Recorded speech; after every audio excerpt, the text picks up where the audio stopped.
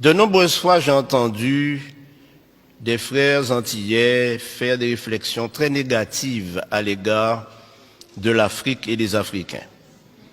Mon problème est que c'est le résultat d'une coalition internationale dans le cadre du conflit cosmique où les médias du monde entier se sont ligués contre ceux qui ne sont pas décolorés. Car en réalité, vous découvrirez à travers l'étude, malheureusement, le temps m'est compté, de sorte que je vais faire des raccourcis, mais je veux faire 3 déclarations qui vont vous pousser à réfléchir et peut-être à sonder les Écritures davantage. La première, c'est que la Bible a été écrite pour que les Africains sachent que Dieu est leur Dieu.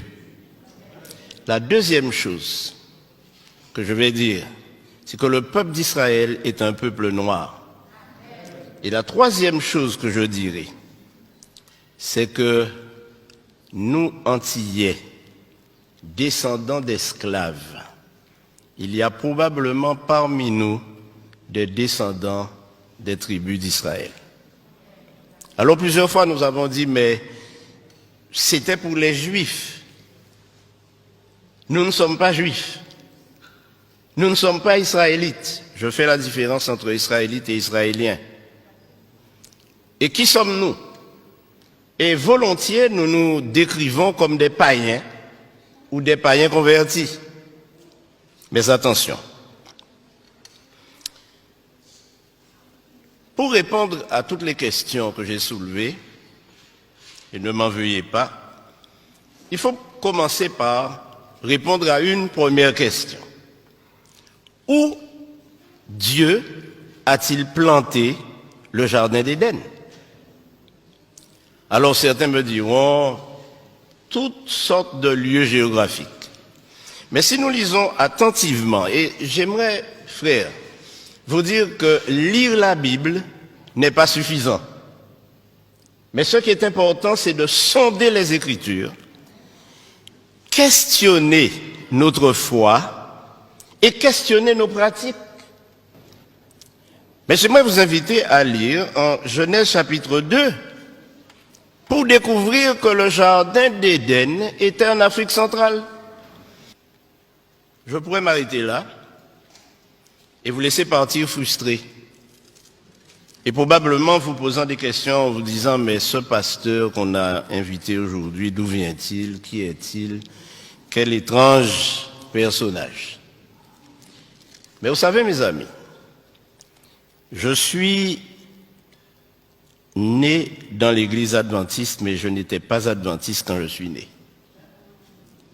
J'ai grandi dans cette église et année après année, j'ai répété ce que dit mon église concernant la parole de Dieu.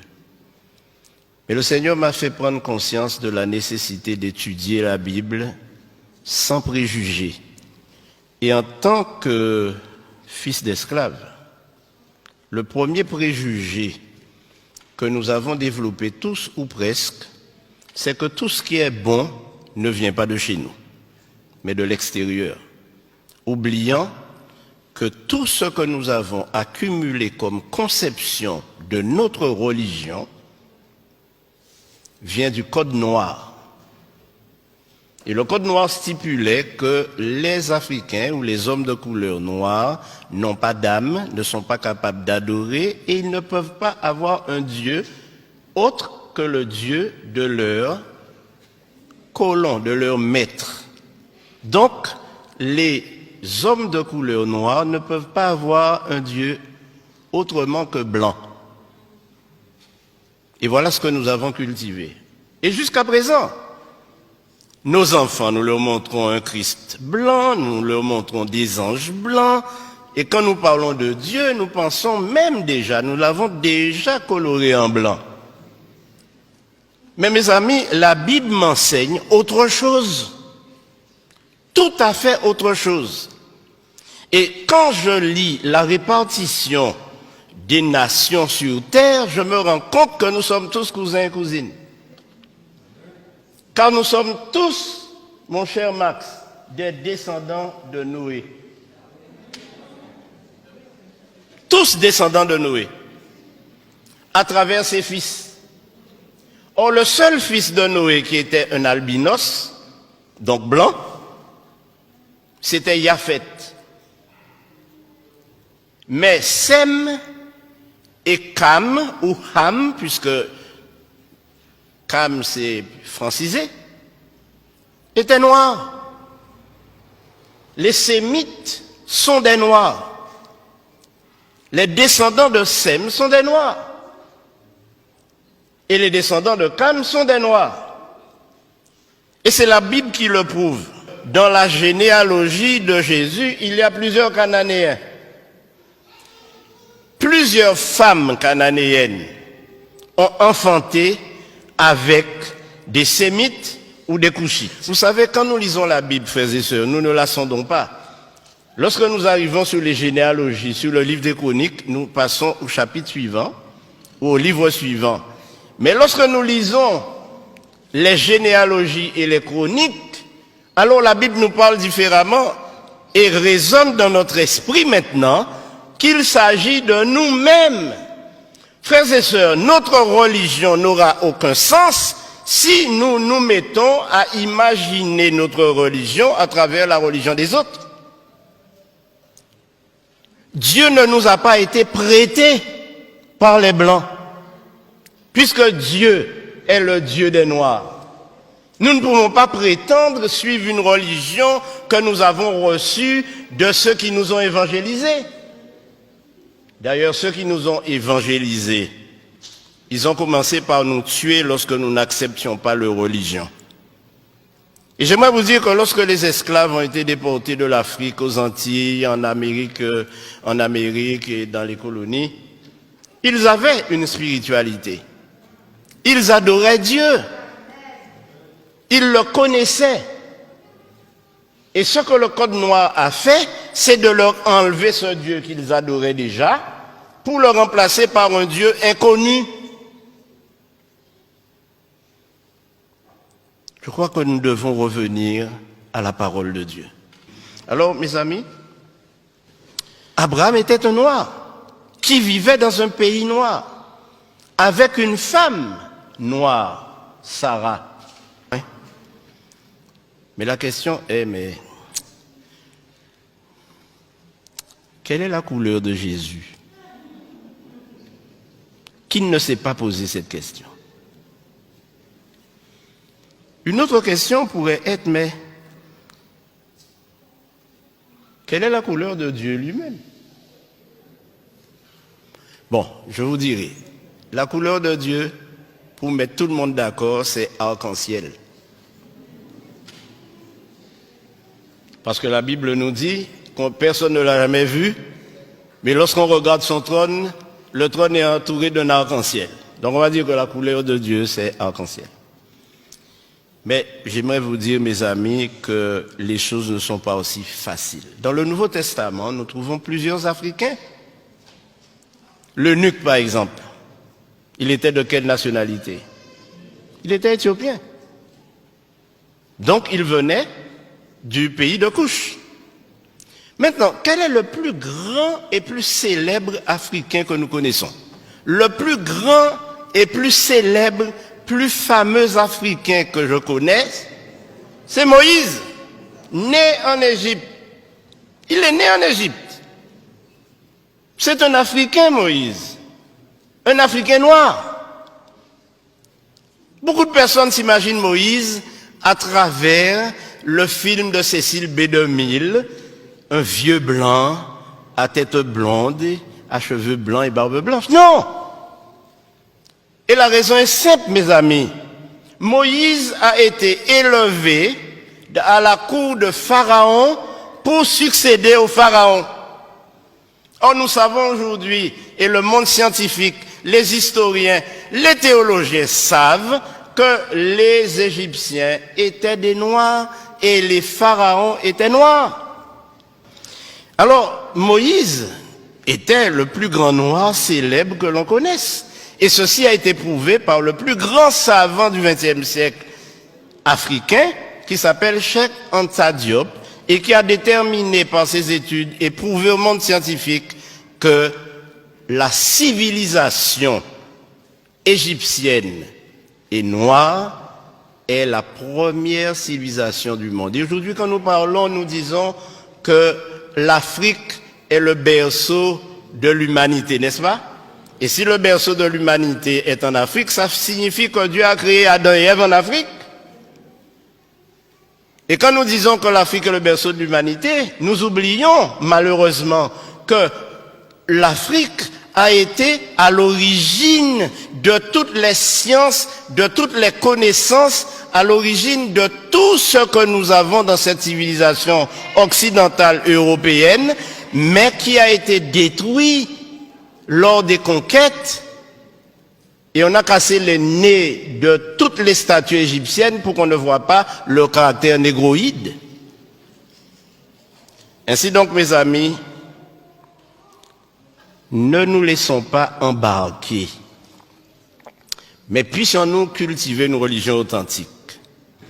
Mais mes amis, il y a 2 généalogies de Jésus dans la Bible. Une en Matthieu 1er et l'autre en Luc 3. Ces 2 généalogies, je vous invite à les lire, à les comparer.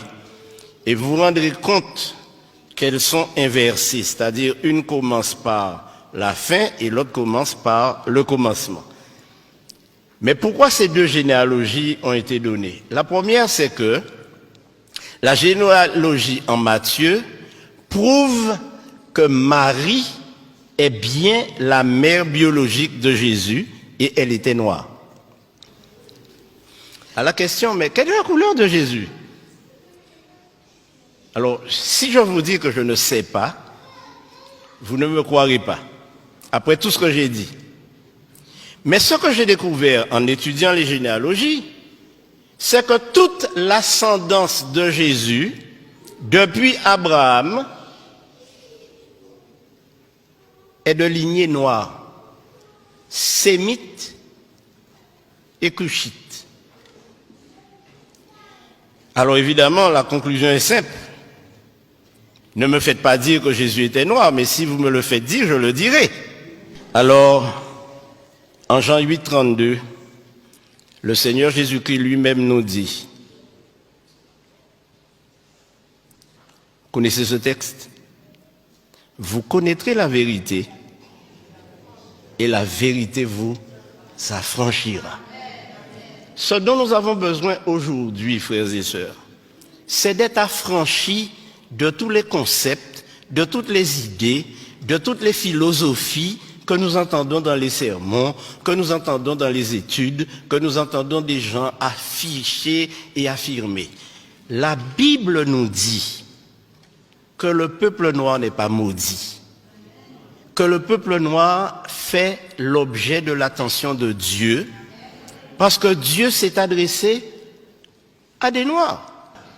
Donc, ce qu'il faut retenir, c'est que tous ces concepts que nous avons développés et qui font de nous des personnes complètement complexées, lorsque nous sommes dans un milieu où nous ne retrouvons pas les couleurs auxquelles nous sommes habitués, nous sommes complexés, nous avons l'impression d'être inférieurs. Nous ne sommes pas inférieurs devant Dieu. Au contraire, nous sommes des enfants d'Israël. Il y a de cela 2 ans, j'étais au Ghana. J'étais à Kumasi, au Ghana.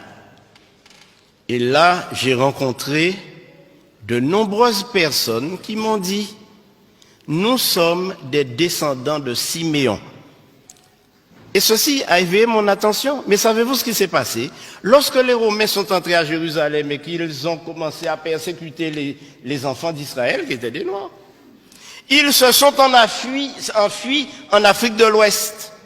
Et c'est pourquoi aujourd'hui, pratiquement toute l'Afrique de l'Ouest est peuplée de descendants d'Israélites. Cherchez et vous trouverez à Man, en Côte d'Ivoire, des descendants de la tribu de Dan. Et si vous allez jusqu'en Afrique du Sud, vous trouverez les Lemba qui eux aussi sont des Israélites, qui pratiquent tous les rites juifs sans avoir été évangélisés par aucune nation. Alors mes frères, Simon de Cyrène, c'était un noir. Mais je terminerai par ce qui va vous renverser sur votre siège. L'apôtre Paul était un noir. Et je vous donne la référence, lisez-la à la maison. Acte 21, versets 37 et 38. Quand l'apôtre Paul s'est présenté, on lui a posé la question, mais n'es-tu pas cet Égyptien qui soulève des foules? S'il était pris pour un Égyptien, Paul n'était rien d'autre qu'un nègre marron, comme moi-même.